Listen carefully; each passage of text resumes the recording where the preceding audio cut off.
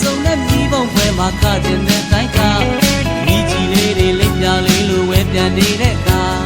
ဇောင်းနိုင်များရဲ့နားတဲ့ကြပြ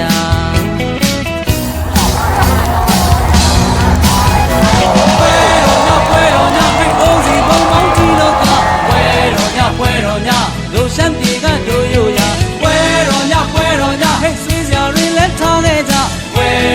ပွဲတော်ညတောင်ကြီးကိုရောက်လန်းခဲ့ပါကျိုးဆိုပါရဲ့ဟန်ဆောင်ခြင်းကင်းမဲ့လားပွဲတော်ညဟဲ့အိုးစီဘုံမောင်းတီလောကပွဲ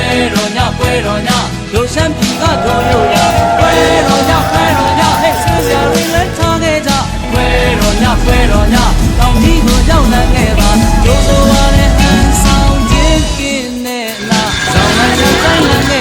တို့ရှမ်းမြို့တော်က